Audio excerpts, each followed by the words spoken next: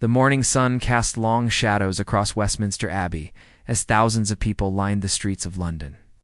Camera crews from around the world had positioned themselves at every corner, ready to capture what would become one of the most watched events in British history. Prince William stood in his private chambers, adjusting his ceremonial robes for what felt like the 100th time. His hands trembled slightly as he looked at himself in the ornate mirror that had reflected the faces of countless royals before him. Catherine entered the room quietly, her own elegant gown rustling softly against the marble floor. She noticed immediately how pale her husband looked, how his usual confident demeanor seemed to have abandoned him on this most important of days. Without saying a word, she moved to stand behind him, placing her gentle hands on his shoulders. Through the mirror, their eyes met, and in that moment, years of shared memories flashed between them. "I never imagined it would feel this overwhelming," William whispered, his voice barely audible above the distant sounds of the gathering crowds. Outside, Catherine squeezed his shoulders reassuringly, understanding exactly what he meant. This wasn't just about wearing a crown or sitting on a throne. This was about accepting a responsibility that would define not just his life, but the lives of his children and their children after them. The weight of tradition pressed down on William's shoulders like an invisible force. He thought about his grandmother, Queen Elizabeth, how she had carried this burden with such grace for over 70 years. He remembered the countless conversations they had shared about duty, service, and the sacrifices that come with wearing the crown. Her voice echoed in his mind, reminding him that leadership isn't about personal glory, but about serving something far greater than oneself outside. The abbey bells began their ceremonial chiming, each note reverberating through the ancient stones and into William's chest. The sound seemed to awaken something deep within him, a connection to centuries of British monarchs who had walked this same path. He straightened his shoulders and took a deep breath, feeling Catherine's supportive presence beside him. As they prepared to leave the chamber, William caught sight of a small photograph tucked into the corner of the mirror frame. It showed him as a young boy with his mother, Princess Diana, both of them laughing at some forgotten joke. The image brought a bittersweet smile to his face, knowing that she would have been incredibly proud of this moment, even as her absence created an ache in his heart. The sounds from outside grew louder as more people gathered to witness history in the making. Tourists, locals, and dignitaries from every corner of the Commonwealth had traveled to London for this extraordinary day. Street vendors sold commemorative items while children waved small British flags, their excitement infectious even through the thick stone walls of the abbey. William's personal secretary knocked gently on the door, indicating that it was time to begin the procession. The prince took one last look in the mirror, no longer seeing the nervous man who had stood there just minutes before, but instead seeing the future king that Britain needed him to be. Catherine straightened his collar one final time, her touch conveying all the love and support she couldn't put into words together. They walked toward the door that would lead them into the next chapter of their lives. With each step, William felt his confidence returning, bolstered by the knowledge that he wouldn't be walking this path alone. The woman beside him had already proven herself to be far more than just a royal consort. She was his partner in every sense of the word, ready to share both the privileges and the burdens that lay ahead. The ancient corridors of Westminster Abbey seemed to whisper the stories of all who had passed through them before. Kings and queens, prime ministers and archbishops, all had walked these same stone floors on their way to moments that would define British history. Now it was William's turn to add his chapter to this continuing story, and despite his earlier nervousness, he felt ready to embrace whatever challenges awaited him beyond those heavy wooden doors. The massive oak doors of Westminster Abbey swung open with a resonance that seemed to shake the very foundations of the ancient building. As Prince William stepped into the nave, a hush fell over the assembled congregation of 2,000 guests. Prime ministers, presidents, and monarchs from every continent had gathered to witness this historic moment. But their presence seemed to fade into the background as William began his slow, measured walk down the aisle. Each step echoed through the cathedral, amplified by the soaring Gothic arches that had witnessed 8 centuries of British history. The crimson carpet beneath his feet stretched endlessly ahead, leading to the golden chair where he would soon take his oath. Television cameras captured every moment, broadcasting the ceremony to an estimated global audience of 2 billion people. Making this one of the most watched events in human history, William's eyes moved carefully across the faces in the congregation, recognizing friends, family members, and dignitaries who had played important roles in his journey to this moment. His father, now the king emeritus, sat in the front row with tears of pride glistening in his eyes. Beside him, Camilla dabbed at her own eyes with a delicate handkerchief.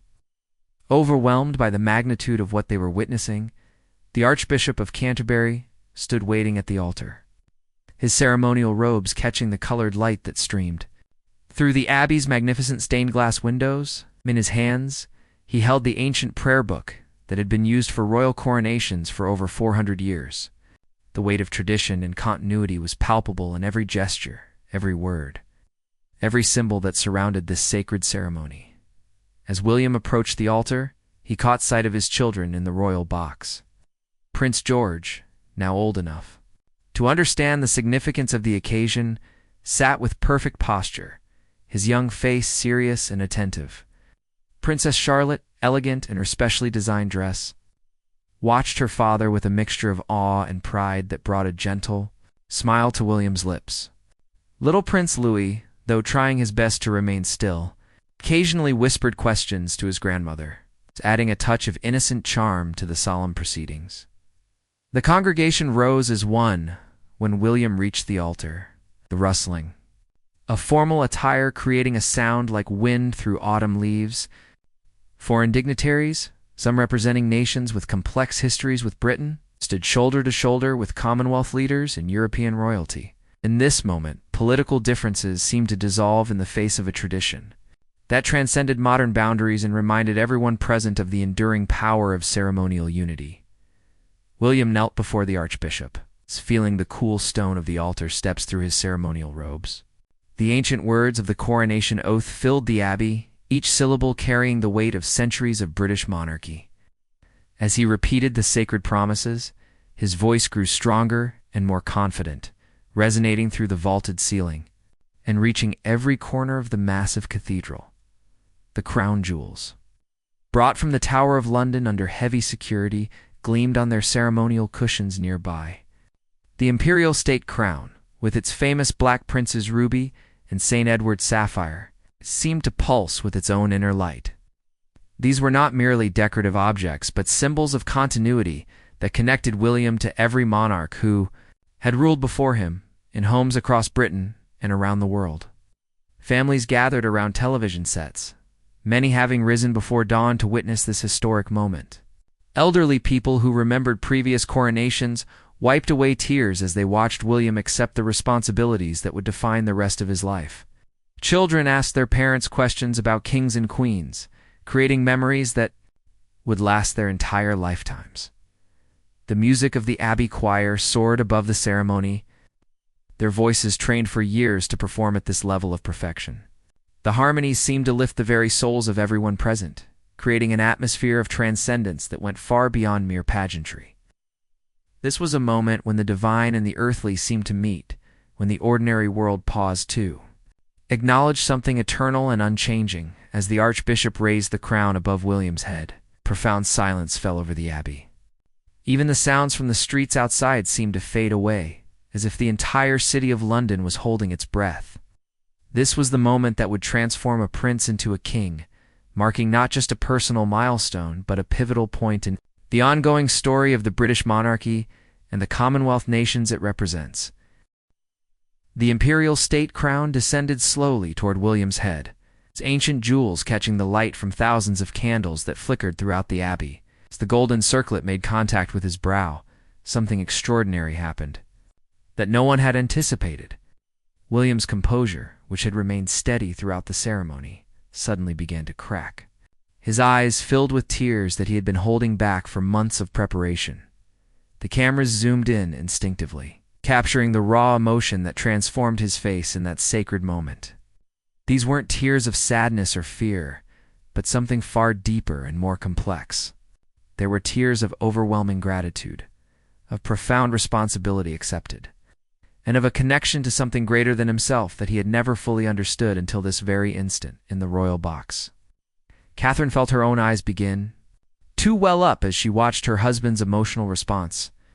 She had seen him practice this moment countless times in private, had watched him struggle with the weight of expectation and duty, but nothing had prepared either of them for the actual experience of accepting the crown.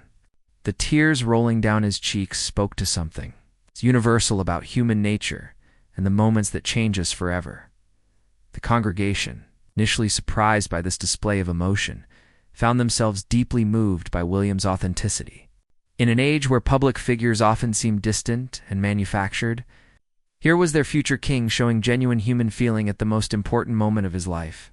Hardened diplomats reached for their handkerchiefs, while seasoned journalists found themselves struggling to maintain their professional objectivity. Around the world, viewers witnessed something they had never seen before in a royal coronation. The moment transcended the usual pageantry and protocol, becoming instead a deeply personal and relatable human experience. Social media exploded with messages of support and admiration for William's emotional honesty. People who had never paid attention to the royal family found themselves suddenly invested in this young man who had shown such vulnerability at his moment of greatest triumph. William's tears seemed to unlock something in the abbey itself. The archbishop, moved by what he was witnessing, paused in the ceremony to place a gentle hand on the new king's shoulder. This small gesture of comfort, broadcast to billions of viewers, became one of the most powerful images of the entire coronation. It showed that even in the most formal and traditional of ceremonies, human compassion and understanding could still find a place. The emotional moment seemed to create a ripple effect throughout the congregation. Prince George, seeing his father's tears, began to cry himself, though he didn't fully understand why. Princess Charlotte reached over to comfort her younger brother, while little Prince Louis looked on with the wide-eyed wonder that only children can possess when witnessing something they sense is important but cannot yet comprehend. In nursing homes across Britain, elderly residents who had lived through the reigns of multiple monarchs found themselves deeply affected by William's emotional response. Many had served in the military or worked in public service. They recognized in his tears the same overwhelming sense of duty and responsibility they had felt when taking their own oaths of service decades earlier. The ceremony continued, but the atmosphere had shifted completely. What had begun as a formal state occasion had transformed into something far more intimate and meaningful. The ancient words took on new significance as they were spoken by a man who had just revealed his humanity to the world. Every gesture, every response, every moment seemed infused with genuine emotion rather than mere ceremonial obligation. Television commentators, initially caught off guard by William's tears, began to speak about the significance of this emotional honesty. Royal historians noted that, while previous coronations had been marked by dignity and solemnity, this was the first time in centuries that a monarch had shown such genuine feeling during the actual crowning ceremony. It marked a new chapter in the relationship between the monarchy and the people it served. The music of the choir seemed to swell in response to the emotion in the abbey, like voices, carrying the ancient melodies with renewed passion and meaning. The combination of William's tears, the archbishop's compassionate gesture, and the soaring music created a moment of transcendence that went far beyond anything the ceremony planners had envisioned. As William composed himself and prepared to continue with the coronation oath, the tears on his cheeks had already become part of history. They represented a new kind of monarchy, one that wasn't afraid to show emotion, to be vulnerable, to connect with people on a genuinely human level. In that moment, the crown had not diminished him, but had revealed the depth of his character and the sincerity of his commitment to serve. The unexpected emotional moment had created a profound shift in the atmosphere of Westminster Abbey. But what happened next would cement this coronation as one of the most memorable in British history. As William wiped away his tears and prepared to continue with the ancient ceremony, he did something that broke with centuries of royal protocol. He turned toward the congregation and, for just a moment, allowed his eyes to meet those of ordinary people who had been invited to witness this historic day.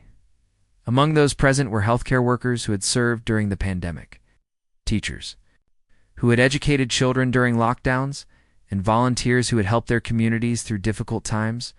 When William's gaze fell upon them, his expression conveyed a message that needed no words. This crown wasn't just a symbol of power or privilege, but a commitment to serve people like them. People who had already shown what true service meant. A young nurse named Sarah Mitchell, who had worked tirelessly in COVID wards for 2 years, found herself making eye contact with the newly crowned king. In that brief moment, she saw not the distant figurehead she had expected, but a man who genuinely understood the weight of responsibility she carried every day in her own work. The recognition in his eyes brought fresh tears to her own, and she later told reporters that she had never felt more valued or understood. The archbishop continued with the ceremony, but even his ancient words seemed to carry new meaning in the wake of William's emotional breakthrough. The oath to serve and protect took on deeper significance when spoken by someone who had just demonstrated such genuine feeling. Each promise resonated through the abbey with the ring of authentic commitment. Rather than mere ceremonial obligation, Catherine, watching from the royal box, felt an overwhelming surge of pride in her husband.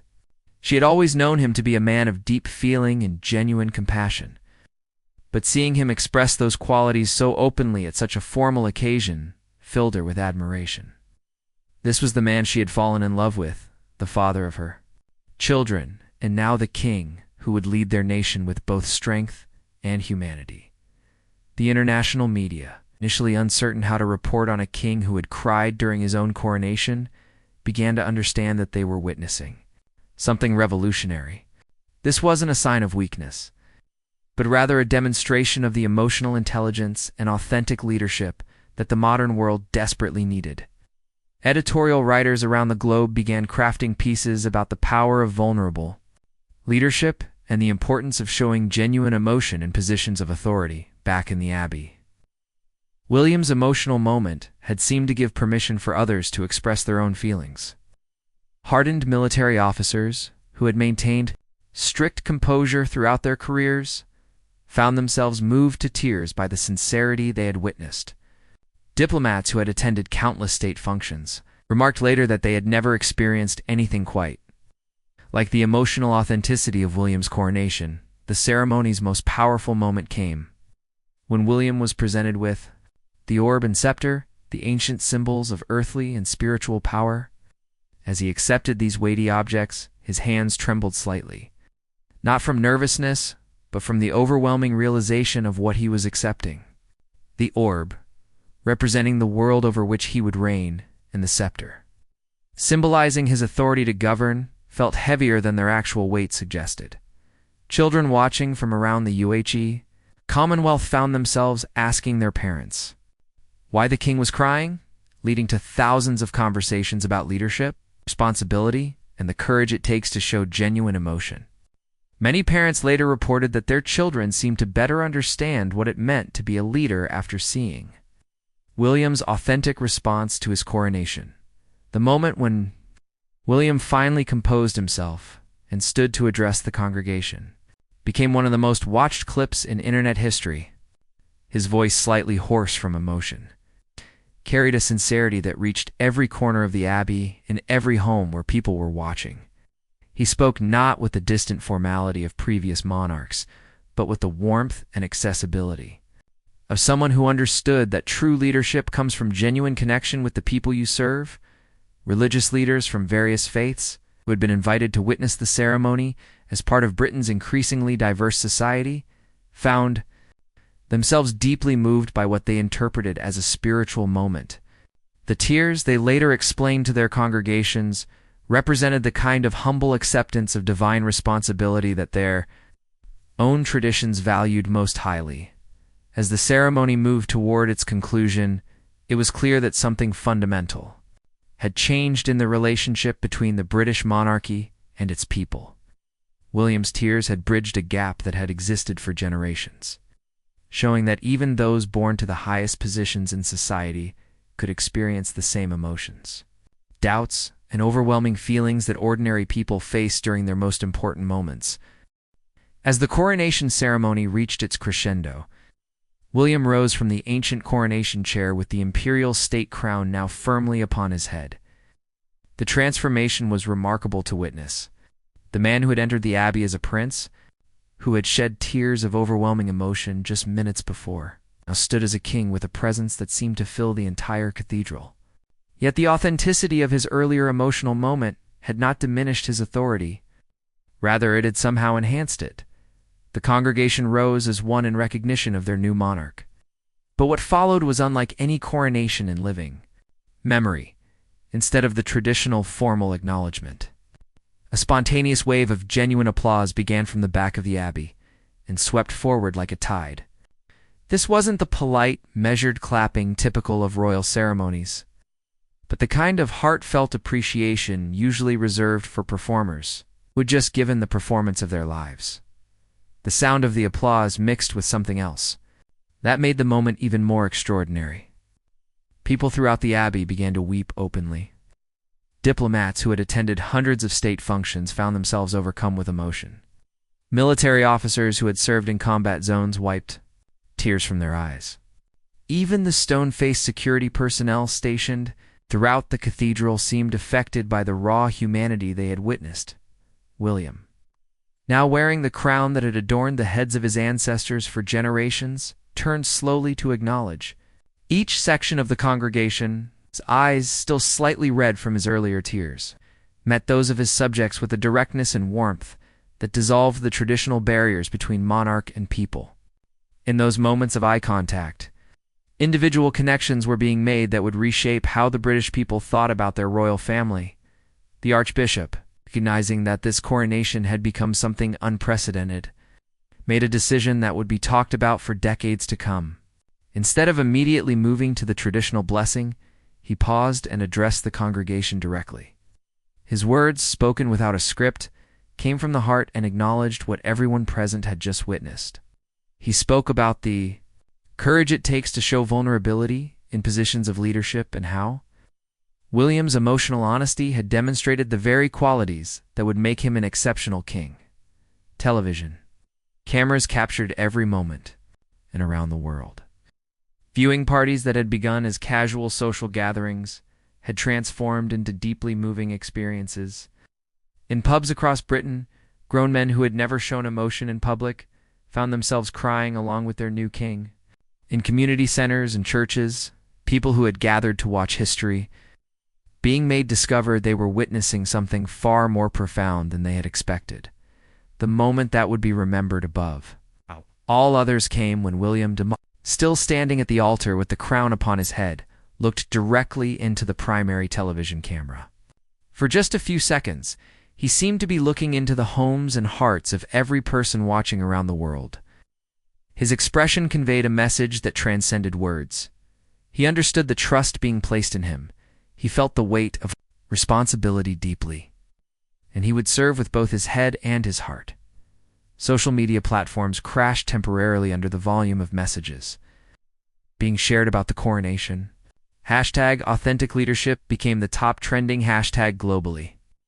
With millions of people sharing their own stories about moments when showing emotion had required courage, the coronation had sparked a worldwide conversation about the value of genuine feeling in leadership and the power of vulnerability to create stronger connections between leaders and those they serve in the royal box. William's family watched with a mixture of pride and amazement. His children, who had seen their father practice for this moment countless times, seemed to understand that something special had happened, even if they couldn't fully grasp its significance. Catherine, tears streaming down her own face, realized that she had just watched her husband not only become king but redefine what it meant to be a modern monarch.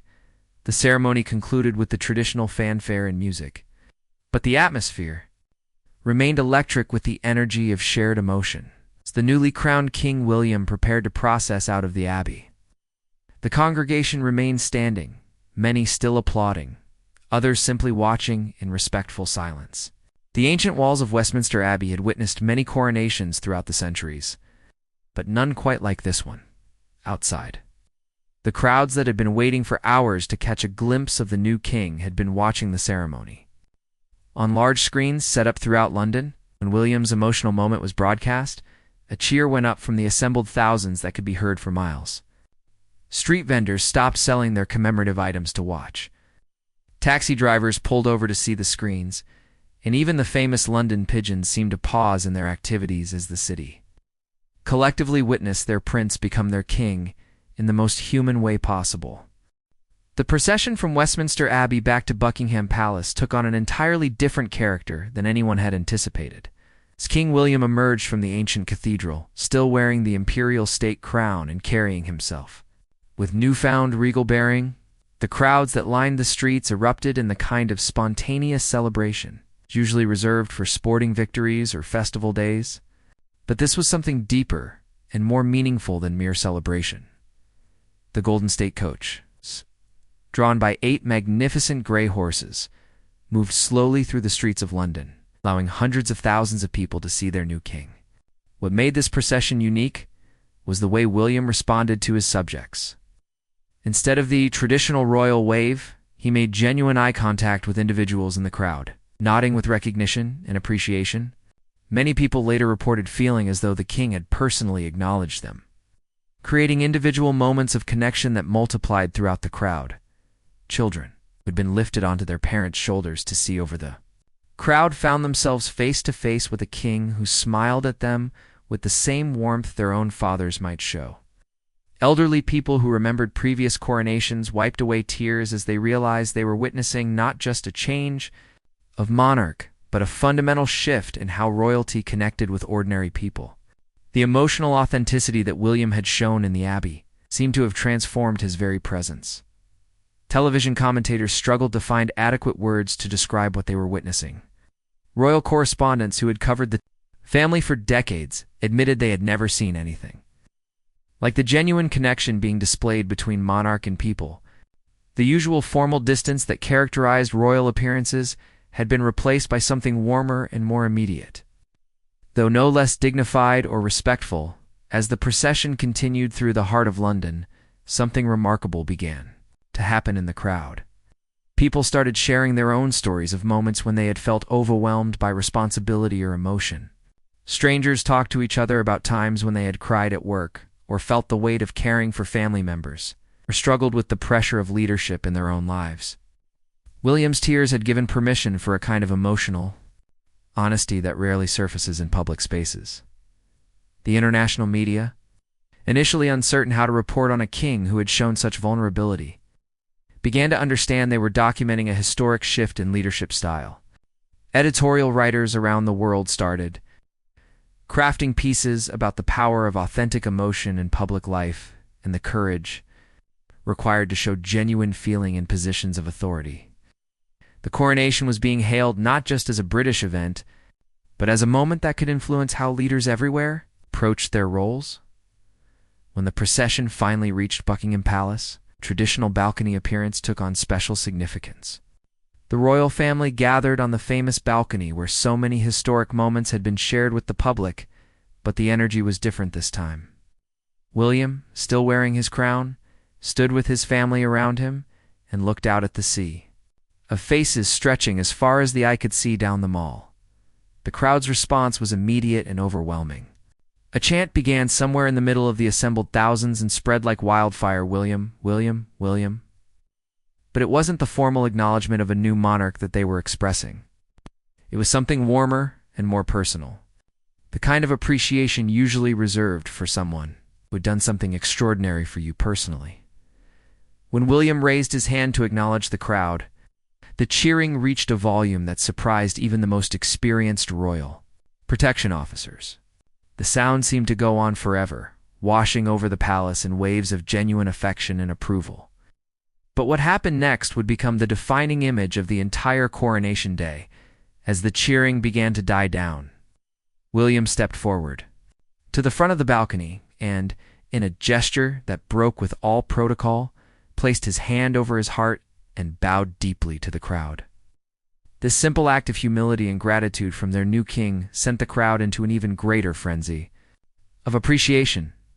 The message was clear. He understood that the crown was not his right, but their gift to him, and he accepted it with profound gratitude. The royal wave that followed was different from any that had been seen before.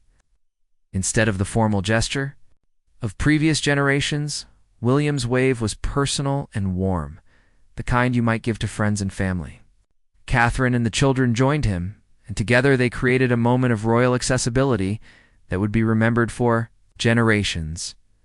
As the family finally withdrew from the balcony and the crowds began to disperse, people throughout London and around the world found themselves talking about what they had witnessed.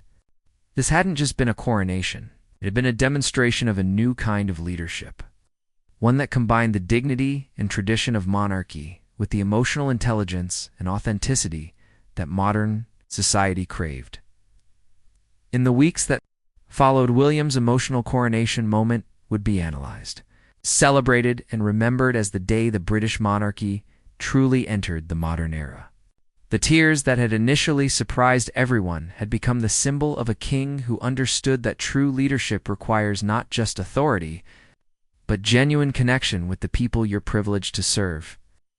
The crown might be ancient, but the man who wore it had shown that he was exactly the kind of leader the world needed for the challenges ahead.